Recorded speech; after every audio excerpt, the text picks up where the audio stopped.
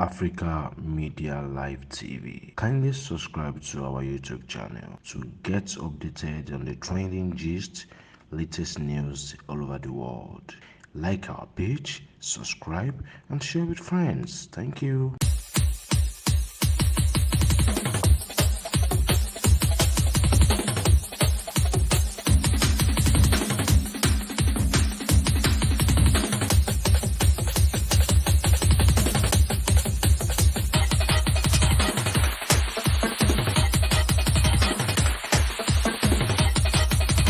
God bless you. Thank you for coming to honor our son, our father in Yewaland. As you have come here to make us happy, God will make you happy when the election comes. Thank you.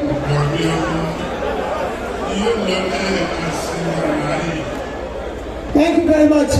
The executive governor of Ogun State is right here. His Excellency Prince Dapo Abiodun. You know that people from Ogun, when you want to talk about our governor is from Ogun. What did they talk to? Gómìnà wa wọlé wẹ́rẹ́ bí omi o. A ti retí látàárọ̀ gómìnà wa. Bọ́dà tẹ débi báyìí, èmi kí tẹ̀sọ́-tẹ̀sọ́. Gómìnà mo kí tológun. Èmi kí wọ́n togun. Èmi fi tọ̀wọ̀tọ̀wọ̀ kí gómìnà wa. Bàbá wa bàbá dáadáa, onínúure olóríire ẹ̀jẹ̀ ká gbòòrò. Gbogbo ẹ̀yìn tí ẹ dìde dúró láti fún gómìnà wálé ní agbára àwọn tó ń darí aṣọ àfọ́lẹ́ ní òbí ya. Ojú ọ̀tẹ̀ ní tìkì, ẹ̀ṣẹ̀ pàwọ́ ẹ̀ máa rí mú, ẹ̀ṣẹ̀ máa mú ẹ̀ máa rí pé.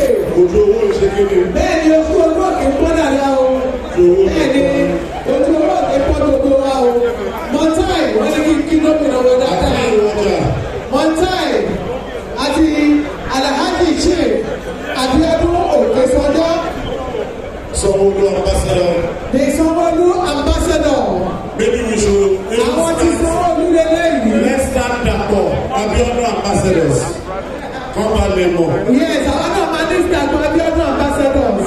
And I'm going to be one of them. And you know that. Because he's my great brother and he's doing very well. And you know that the governor of Ogun State was the best friend of the governor of Ogun State. Best friend.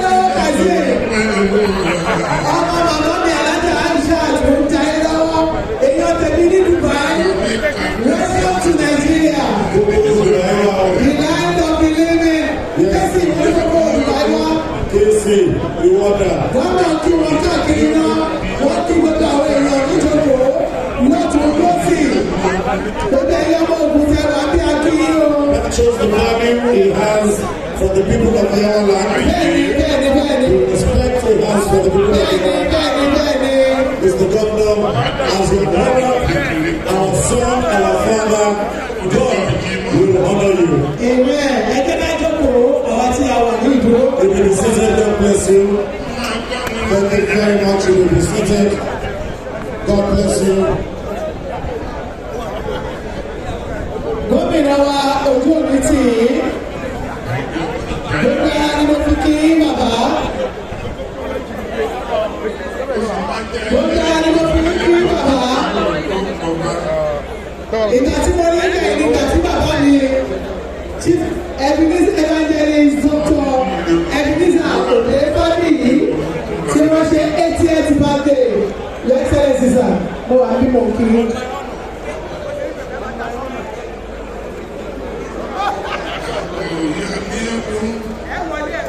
Your Excellency, all your prayers will come to pass. Amen.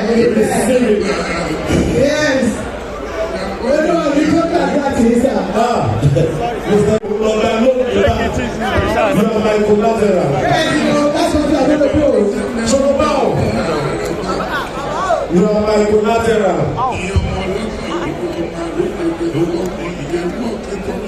We celebrate God's goodness.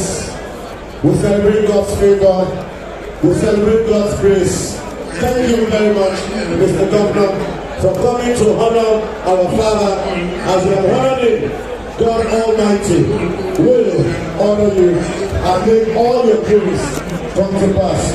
Honorable Muturayo and Dijats, I see you.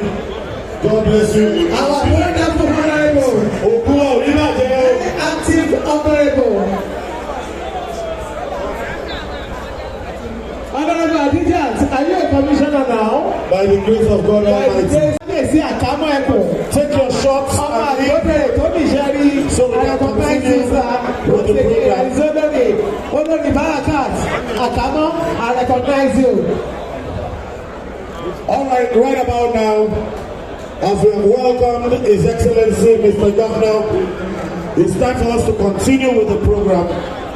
Mr. Governor, Ajobiwe is here. He has been greeting you. K1, the ultimate, is here.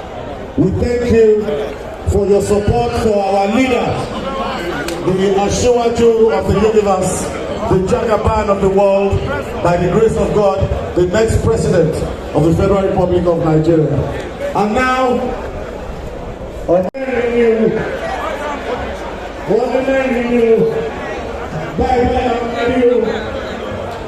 to all the Arsenal supporters, all the dollars in the building, all dollars!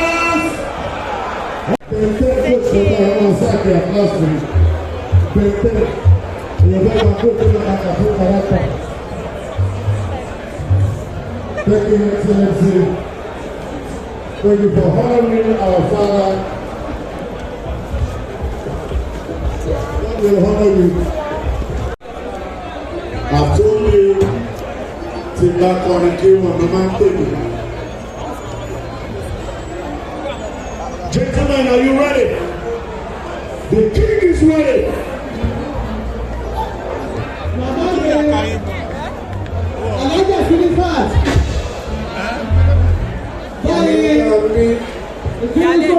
We appreciate you.